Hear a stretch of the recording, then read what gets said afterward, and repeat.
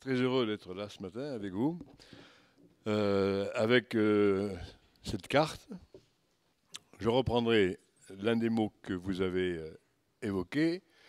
Vous avez dit historique. Et je crois effectivement que nous sommes en train de vivre un moment historique. Parce qu'il y a ce rapprochement avec l'histoire dont vous avez parlé, Jean-Luc Moudenc et vous, mais parce qu'il y a un engagement pour des décennies. C'est pour nous un événement, mais c'est un événement de portée nationale, puisque c'est la France qui est redessinée et qui retrouve d'une certaine manière un dessin qui est celui de son histoire. Et je crois beaucoup plus aux hommes, à la culture, à la nature, qu'aux institutions elles-mêmes. La nouvelle région, celle qui naîtra dans effectivement 9 mois, mais demain, ça fera déjà 9 mois et moins quelques jours. Ça va aller très vite. Elle a cette caractéristique, c'est de retrouver son histoire. Alors on peut gloser sur tel ou tel point, mais fondamentalement, elle retrouve son histoire, elle retrouve sa culture, elle retrouve sa langue. Et j'ai toujours cru, penser que l'occitan était beaucoup plus enraciné dans nos consciences que certains ne l'imaginent. Certains ont voulu faire de l'occitan la langue du passé, la langue de l'histoire. Non, nous sommes tous fortement imprégnés par ce qu'a été l'Occitanie, et imprégnés dans notre patrimoine, dans notre environnement, dans ce que nous croisons tous les jours, patrimoine immobilier, patrimoine naturel, patrimoine musical. L'Occitan, il est là. Donc, événement historique, le retour à une histoire commune et qui a laissé des traces profondes dans la vie. Aujourd'hui, Jean-Luc Moudenc a évoqué les rapports entre les deux villes, entre les deux métropoles. Quelle chance! Certaines régions nouvelles n'auront pas de métropole. Nous aurons 2 métropoles. Qu'est-ce qu'une métropole? Une métropole, aujourd'hui, c'est une ville et puis son environnement dans laquelle se sont concentrés, historiquement d'ailleurs aussi, ce n'est pas nouveau, l'université, les grands équipements qui ont suivi dans l'histoire et qui en font l'une des locomotives ou les locomotives nationales. 50% de l'activité économique en France est portée par les métropoles. Et il ne faut pas opposer les métropoles aux régions, puisque les métropoles sont au cœur de régions. Il faudra donc demain profiter pour ce territoire qui va devenir la plus grande région française. C'est le Benelux. Moi, je me suis beaucoup amusé pendant des années à dire dans nos réunions, tirer quelques fiertés de ce que Midi-Pyrénées, c'était une fois et demie la Belgique. Il y avait toujours un Belge, que ça choquait un peu, quand même. Vous n'avez pas la même population. Alors maintenant, je dis aux Belges, la nouvelle région, c'est le Benelux. 70 000 km², c'est la Belgique, le Luxembourg et les Pays-Bas réunis. Donc il est bien qu'il y ait deux métropoles, dont il faudra d'ailleurs assurer et respecter l'équilibre. Il est bien évident que dans la construction de demain, il ne peut pas y avoir de domination de l'un par l'autre. Et je crois qu'il faut le dire très clairement, et pas d'ambition de domination de l'une par l'autre, parce que ce serait néfaste au développement du territoire lui-même. Aujourd'hui, il y a 2 temps. Le temps qui nous sépare de décembre cette année, et puis le temps qui commence au lendemain de décembre, le 2 ou le 3 janvier. Aujourd'hui, il y a 2 assemblées régionales. Demain, il n'y en aura plus qu'une. Les assemblées régionales d'aujourd'hui ne peuvent pas décider pour ce que sera la prochaine assemblée régionale, qui sera souveraine. Donc il y a un temps de réflexion, vous avez raison, et puis il y aura le temps de l'action. Vous avez évoqué le nom, vous avez évoqué le drapeau, vous avez évoqué la capitale. Peut-être que la ministre en dira plus sur l'État, je n'en sais rien, pas de confidence. Je ne me prononcerai pas. Chacun pense que j'ai ma petite idée. On le pense ici, on le pense ailleurs. Donc, pour ce qui est du drapeau, ça va être facile.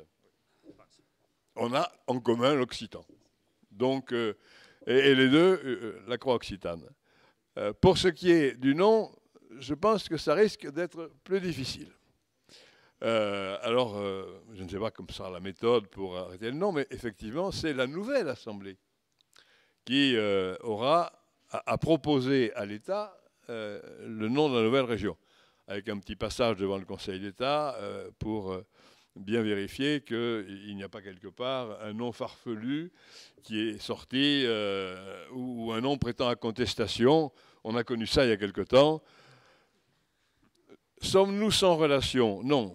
Nous avons des relations avec le Languedoc-Roussillon depuis un certain nombre d'années et que j'ai essayé de développer. Georges Frêche est venu à plusieurs reprises ici à Toulouse. Nous avons ensemble voulu l'Eurorégion Pyrénées-Méditerranée. Ça a été la première eurorégion portée sur les fonds baptismaux et reconnue par l'Europe. Midi-Pyrénées, Catalogne, Languedoc-Roussillon, Baléares, puisque généralement les Baléares suivent de très près les Catalans. Est-ce que ça a donné le résultat que nous en espérions avec Georges Frêche et avec Pascal Maragall quand nous l'avons créé ensemble? Non, il faudra aller plus loin dans les années qui viennent. Et ce sera plus facile. Je vais raconter une anecdote. En 1998, je suis allé voir Jordi Pujol. J'ai rencontré Jordi Pujol, l'homme de l'influence espagnole. Il me semblait naturel que le président de Midi-Pyrénées fasse une visite de courtoisie au président de la Catalogne. Nous sommes restés pendant 1h30 ensemble à débattre des échanges entre nous et en quittant Jordi Pujol, une entrevue très agréable, Jordi Pujol me dit « Ah, mon cher ami, je veux quand même ajouter un mot.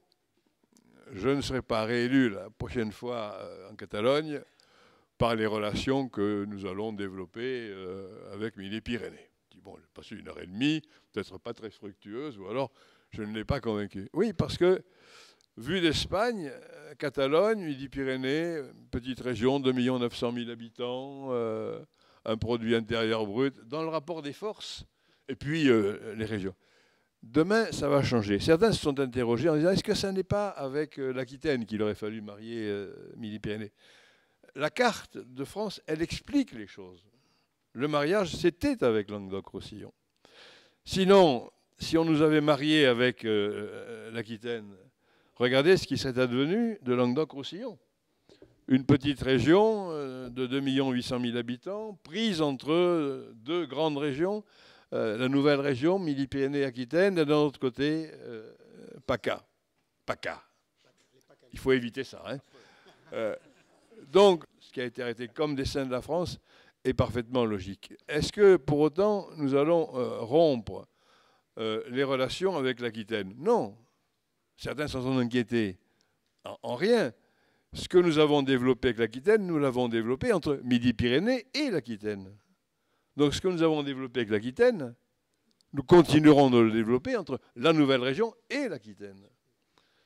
Nous avons le pôle aéronautique espace, Aérospace Vallée, nous avons le pôle Agrimip sur l'agriculture avec l'Aquitaine. Mais demain, la nouvelle région reprendra ses coopérations.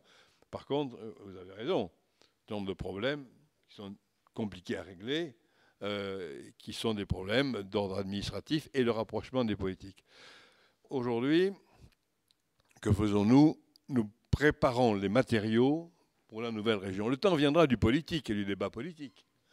Mais responsable des deux institutions, avec Damien Alary, nous préparons les matériaux. Nous nous voyons relativement souvent. Il viendra d'ailleurs dans quelques jours encore à Toulouse. On ne fait pas une déclaration à chaque fois que nous nous rencontrons. Nous nous voyons relativement souvent. On crée ce qu'on appelle la conférence des présidents pour évoquer les sujets majeurs que devra affronter la nouvelle Assemblée quand elle s'installera le 2 janvier 2016, lui préparer les matériaux pour qu'elle n'ait pas à les défricher pendant 6 mois ou 1 an pour se mettre au boulot. Nous avons mis en place également une commission technique qui regroupe nos directeurs généraux Catalogne et Languedoc-Roussillon et Midi-Pyrénées et les directeurs généraux adjoints qui se rencontrent alors très souvent, qui sont en contact commun. Et puis un troisième niveau de coopération qui se réunira dans quelques temps, que sont les vice-présidents des 2 régions pour travailler sur les politiques comparées des 2 régions. C'est un gros travail, c'est un travail considérable même, et qu'il convient de mener à terme dans les mois qui viennent. Y a-t-il des rapprochements? Oui, j'ai évoqué l'Eurorégion, la communauté de travail des Pyrénées qui réunit toutes les régions alors. Et nous allons devenir, on a le canal du Midi, c'est notre trait d'union. On a la chaîne pyrénéenne. Il ne manquera que les Pyrénées-Atlantiques pour qu'on ait toute la chaîne pyrénéenne, ce qui ouvre des perspectives en matière économique, d'ailleurs en matière d'économie touristique. On a un territoire agricole fabuleux, je commençais par là en disant la nature et les hommes, un territoire agricole fabuleux. Nous allons être la première région au monde pour ce qui est du vignoble. 275 000 hectares de vignobles. J'espère qu'il n'y aura jamais de crise viticole. Hein. Première région de l'agriculture bio. Là aussi, je crois que c'est 240 000 ou 250 000 hectares de bio. La première région sur le blé dur. Première région sur les semences. Et je conclus, et nous trouvons au sein de l'Europe, ce qui est essentiel, une place qui est largement confortée. Nous étions, nous, Midi-Pyrénées, 40e région d'Europe. Languedoc-Roussillon était la 62e ou 3e région d'Europe sur 270. Nous allons nous retrouver, selon les circonstances, dans les 20 premières régions d'Europe. Je reprends la comparaison avec la Catalogne, une région qui va pouvoir supporter et affronter la concurrence, la compétition, avec la Catalogne, Provence-Alpes-Côte d'Azur, Rhône-Alpes qui fusionne avec l'Auvergne. C'est, je le disais, à la fois un retour vers l'histoire, ce que l'histoire nous a transmis, notre culture, les paysages, la nature, l'agriculture. Alors on parlera à un autre moment de la loi NOTRe qui est en train de mettre en place le partage des compétences entre les métropoles d'un côté, les régions de l'autre, le reste du territoire. Il faut penser au reste du territoire. Les métropoles, c'est une superficie très, très limitée de nos territoires. C'est 2%, 1%, 3% du territoire. Donc il y a 97%, 8%, l'équilibre des territoires. Voilà, on pourrait en parler pendant des heures avec passion. Nous qui avons cette histoire en racines et en nous-mêmes, c'est un pari à relever que je ne relèverai pas pour ma part, vous le savez, mais que j'aurais aimé relever. Mais je confierai à d'autres le soin de le relever, nul n'est indispensable. Mais c'est un beau moment de notre histoire, effectivement, que nous vivons actuellement. Merci.